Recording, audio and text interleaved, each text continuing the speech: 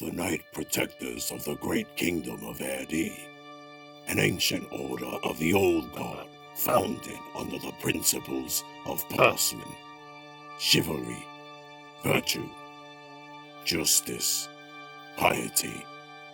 All who are sworn to the order are driven by these esoteric ideals in service to the king and the kingdom. For little over 3 centuries, the Order led many military campaigns to secure the rule of the Empire against any who dared stand in their way.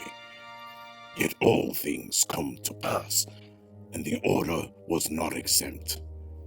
There was discord within the Order's own Council Gallant on who should take the place of their fallen Knight Commander, Lord Nindramon. Sir Benedor Monlath of Chathold was elected, though many felt Sir Kargoth Torquan of Mansbridge held a stronger claim. It also marked the beginning of the Church's influence on the Council. Up until then, the Council Gallant handled all matters secularly. In any event, this led to Kargoth breaking free from the Order and forming a new order called the Knights of Valthorn.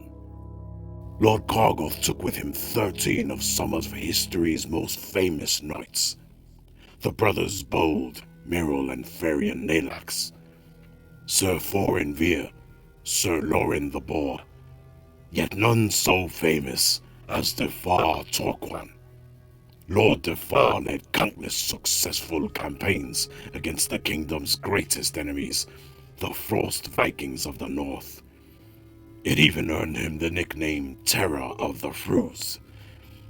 It was a personal vendetta for Defar, one deeply rooted in vengeance.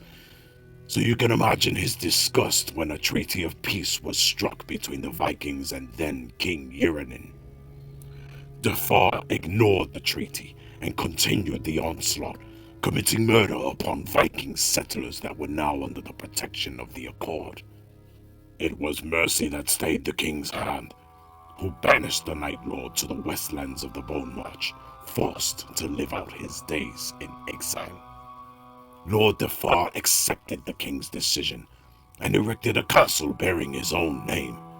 He died an old man who for many years battled with the most disturbing affliction of the mind. Legend says a curse had been placed upon these lands by Viking witchcraft. A hex reaching all 4 corners so that any who lay claim to its inheritance would suffer the same fate as its predecessor. The curse of the Dreadlord. Some say if you listen closely, the wails of the Dreadlord still echo throughout its halls, haunted with the memory of his final days. It is not by chance these events would be the precursor to an era called the Age of Great Sorrow. This aptly named period saw the extinction of entire noble families, the withdrawal of 2 major territories of the kingdom, and the loss of so many lives to famine and disease. Even after his death, King Uranin's own heir refused to accept his coronation, relinquishing the crown to his cousin instead, as if the throne was some old dusty chair to be so easily dismissed. It was a dark time indeed, only dwarfed by the coming of the next age, the turmoil between crowns. But that was long ago.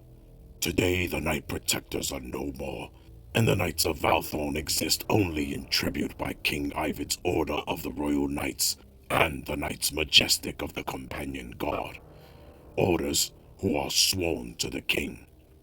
Boys don't exactly grow up with aspirations of becoming a knight of the realm.